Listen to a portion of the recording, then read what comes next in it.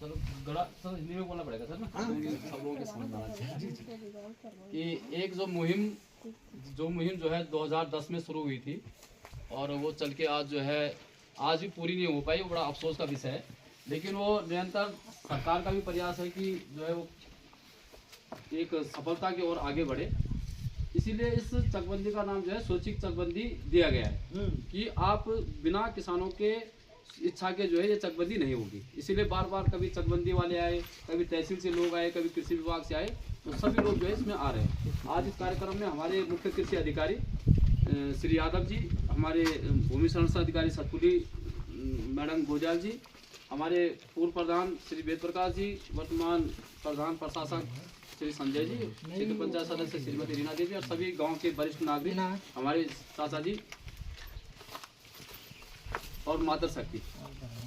सबसे बड़ी खुशी की बात यह है कि आज जो जिसके लिए बहुत लोगों ने त्याग और तपस्या कर रखी है कि पहाड़ों में चकबंदी होनी चाहिए, वो मुहिम जो है उत्तराखंड में लखोली से शुरू हो रही है। ये सबसे बड़ी खुशी की बात है। और सबसे बड़ा खेद का विषय ये है कि ये 2010 से जो है ये मुहिम जो चल रही है और हम 2024 में भी जो है इसको सफलता की ओर नहीं बढ़ा पाए, ये जो है सबसे बड़ा खेद का विषय है। मैं सभी लोगों से कहना चाहता हूँ, यहाँ पे हमारी मातृ शक्ति भी है, मनदीप, जब ध्यान से सुना, मनदीप जैसे युवा लड़के, क्योंकि उनकी समझ में मतलब आना बहुत जरूरी है। क्योंकि पुराने लोगों का तो जो है ये है कि भाई उन्होंने तो यदा कदा, जिन लोगों ने बेचारों ने जो है अपने दिन रात एक करके इन खेतों को बनाया, उनकी तो समझो एक तरह से उम्र जो है ढलने की ओर है। हम लोग जो है नए लोग हैं और नए लोगों ने जो है किस ढंग से इसको आधुनिक कृषि की ओर जो है आगे बढ़ाना है, इसलिए बड़ा चिंतनीय और विचारणीय विषय है। जैसे कि आपने देखा होगा हिमाचल प्रदेश इसलिए डेवलप हुआ कि वहाँ पे जो है डॉक्टर वायस परमार साहब ने जो शुरुआत में जो है चकबंदी की और जो है हिमाचल को अग्रसर किया, और आज जो है उनके जो चक है वो फार्म हाउस के रूप में तब्दील हो चुके हैं। वो एक एक चक में जो है कम से कम जो है करोड़ों का सेब जो है एक साल में बेचते हैं और अलग अलग सीजन में अलग अलग प्रकार के सेबों का जो है उत्पादन करते हैं और उसको बेचते हैं। वो तब बेच पाते हैं कि वो एक चक में है, उसमें जो है अपना पैसा खर्च भी कर रहे हो, एक चकबंदी करके वहाँ वो एक घर भी बना दे रहे हैं, एक गौशाला भी बना दे रहे हैं, वहीं गोबर हो रहा है, वहीं जो है सब चीजें हो रही हैं और वहीं उनकी देख रेख हो करके। और सरकार ने जबकि स्वैच्छिक चकबंदी में इतनी सुविधाएं दी थी कि लाइट, पानी, बिजली, चकबंदी मतलब जैसे कि आपको पूरा जो है उसको घेरवाड़ करके तक जो है सरकार उसको देगी, डेवलप करके देगी।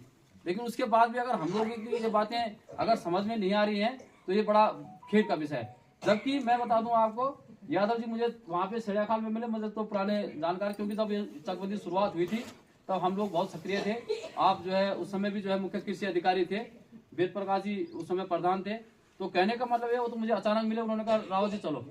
ऐसी मुहिम में अक्सर आपने देखा होगा यादव जी, लोग आसानी से आते नहीं है क्योंकि विरोधाभास झेलना पड़ता है। लेकिन मुझे इसलिए भी अच्छा लगा कि ये कार्यक्रम अच्छा है, चाहे 50 विरोध झेलना पड़े, अगर अच्छा काम कोई होता है और वहीं पे किसी की अगर राजनीति से लेके और इंसान के रूप में भी अगर बली जाती है, लेकिन अगर कोई अच्छा काम, माधव सिंह भंडारी ने तो जो है अपने लड़के का जो है गर्दन अलग कर दी थी, लेकिन उसने जो है गांव की अच्छाई के लिए उसने त्याग किया। तो मेरा कहने का मतलब यह है कि हम लोगों के प्रेरणा स्रोत है माधव सिंह भंडारी जैसे लोग, तीलू रोतेली जैसे, बीरवाला तीलू रोतेली जैसे, ये हमारे प्रेरणा स्रोत है।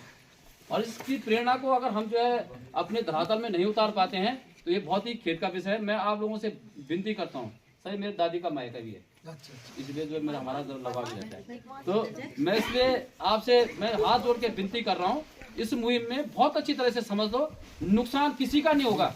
आप लिख के ले लो, नुकसान किसी का नहीं होगा।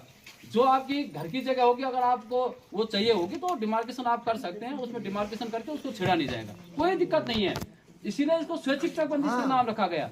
आप एक बार अंतरात्मा से तैयार होइए। और मैं बता रहा हूँ हिंदुस्तान में और उत्तराखंड में जो है लखोली का नाम स्वर्णिम अक्षरों में लिखा जाएगा कि लखोली से वो गणेश गरीब जी, बताओ उनका सारा जीवन खत्म हो गया, वो बेचारे चकबंदी को जो है इम्प्लीमेंट नहीं कर पाए, बेचारे कितना प्रयास उन्होंने किया है। और अगर आज ये चीज लखोली से, मैं डॉक्टर हरिंद्र रावत जी का भी आज उनको हमें याद करना चाहिए, वो बेचारे अस्वस्थ हैं, लेकिन उनको मैं धन्यवाद करता हूँ कि उन्होंने अपने इस जो उनकी जन्मभूमि है उसको उस लिस्ट में दिया है कि लखोली को चकबंदी की और जो है सबसे पहला गांव उन्होंने चयनित किया। उनका धन्यवाद है। देखो कोई आदमी अच्छा काम करता है, आपको ये लगता होगा कि पता नहीं हमारी जमीन का एक जमीन कुछ नहीं, सर्व जमीन रखी रहना वही में कैटेगरी बननी है, अलग अलग चेक तुम दिए जा कुछ नहीं हो। मैं बोलता कि जो आदमी प्राइवेट नौकरी अगर 10-12 हज़ार रुपये नौकरी को बोल ना दिल्ली देहरादून बम्बे में, वो आदमी घर में कहना वही खेती में 50 से 60 हज़ार रुपये मैंने कमा सकते। आप मैं लिबिना में लकी एक हमारा हरपाल भी सर, उसने इस समय सबको पता है कि कितने के सेब बेच दिए उसने किया है। वो एक हमारे क्षेत्र का एक प्रेरणा भी है हमारे लिए। भाई कौन से इन जगहों में जो है आप जो है हिमाचल में जाइए, चाहे वो क्या बोलते हैं नौनी में, चाहे वो IS परमार यूनिवर्सिटी जो है उसमें जाकर के देखिए कि आप किस तरह से जो है आप खेती को कर सकते हैं, किस तरह से अपनी बागवानी को बढ़ा सकते हैं।